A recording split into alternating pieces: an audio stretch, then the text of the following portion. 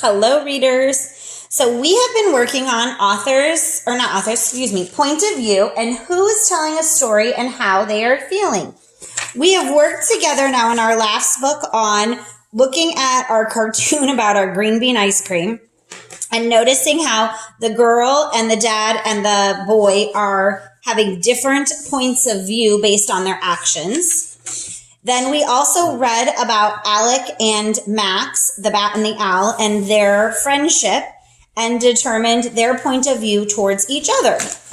Today, we're on page 260. We're going to read this story called The Stable Boy and the Prince, and then we're going to look at how do we answer point of view questions. What are we going to do to answer those questions? So let's go ahead and read the story together first. Sam offered the apple he'd found to the horse Shadowfax. He stroked the horse's huge head and wished for a moment that Shadowfax could talk.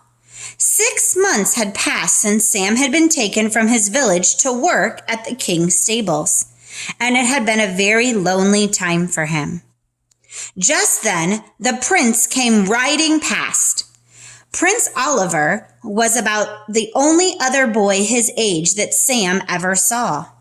As the prince passed, Sam knelt and bowed his head. But as he looked down, he saw a huge snake coiling up in the prince's path. The prince's horse reared back and then bolted, which means ran away quickly. With hardly a thought, Sam jumped on Shadowfax and raced after Prince Oliver, who was struggling to stay in the saddle. That's where you sit on a horse. But no horse was faster than Shadowfax. Sam reached the prince and grabbed the horse's reins. Those are the ropes that help control the horse. The prince thanked Sam for his efforts. As they rode back to the castle, the prince spoke pleasantly with Sam.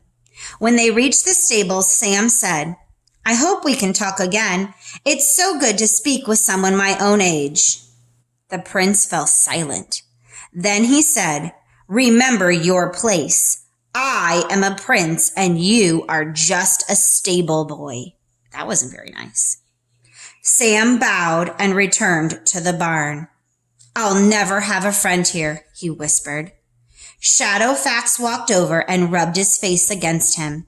Sam hugged the horse. "What am I saying, my friend?" he said. "I've got you." So in our story, we have Sam, Shadowfax, and Prince Oliver. And if you're looking at this story, there is no I's. This story is written from third person point of view because the narrator is telling about the characters in the story. Okay, so we are looking at the characters in the story. Now, let's go ahead and answer some questions and go back in the text for our answers. So our first one says, what is Sam's point of view about working at the king's stables? So I'm looking for Sam's point of view and working at the king's stables. Remember, we look for clues in the question that help us. So I'm going to go into the text and see where am I going to find that at. So if I go back in, I remember that right in this very beginning, he starts talking about working at the stables. I see here where he says that 6 months had passed since Sam had been taken from his village to work at the king's stables, and it had been very lonely for him. I also remember that when they were down here, that he said, "It's so good to speak with someone my own age." And then finally at the bottom, he says, "I'll never have a friend here." So he's not giving very positive words. He's using words like lonely and never have a friend. Now that we've found some evidence, let's look at our choices. A, he is excited because he can ride Shadowfax. Well, he kind of is, but at the same time, he's not very happy. I don't think that supports it. B, he is lonely because he has no friends. Well, there's that word lonely that we've already found. So I'm going to put a check saying that could be my answer. C, he feels lucky to have such an important job. I don't remember him ever saying anything about feeling lucky. He is bored because he only has a horse to talk to. Well, he does only have a horse to talk to, but he doesn't say that he's bored. So based off of my evidence, I'm going to say B. And then I'm going to come back over here and put a number 1 by my evidence saying it's been very lonely time for him. And then I'm also going to come and put a number 1 where it says, I'll never have a friend here.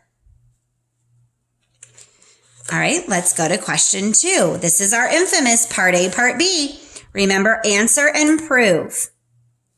Part A says, what is Prince Oliver's point of view toward Sam? So I want to know, what does Prince Oliver think about Sam?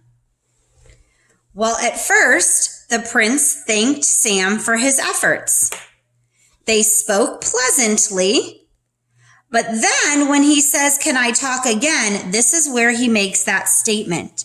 Remember your place. I am a prince and you are a stable boy. So even though he thanked him, he really reminds him that I am of superior, or I'm the one that's in charge and you are under me. So if I go back, let's look. He would like to be friends with the boy who rescued him. Nope, I don't think that's what it is. He thinks Sam should not have spoken to him. Well, maybe that could be it, but let's keep going and see if there's a better answer.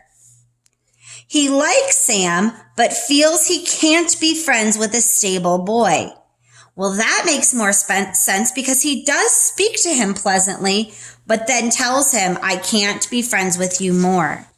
So I'm going to now cross off B and say, I think it's C. He feels sad that he is too old to be friends with Sam. And that is not stated. So he does like Sam, but he feels he can't be friends with him because of his place. Now I'm going to go back and say over here, this is where I found number 2 and number 2. And I'm going to use that information to help me with part B. Because on part B, it says underline phrases or sentences in both paragraphs that support your answer in part A. And so I can underline what we already said. The prince thanked Sam for his efforts. The prince spoke pleasantly with Sam at first. But then that second part where he says, remember your place. I am a prince and you are just a stable boy. So there, because I've already found it, I was easily able to answer my evidence proof. I also noticed that it said phrases or sentences, which meant more than one. So these are the types of questions that you're going to see this week, where we're asking about how do they feel towards each other and what do they feel about events in the story. Use this to help you when you are doing your work today.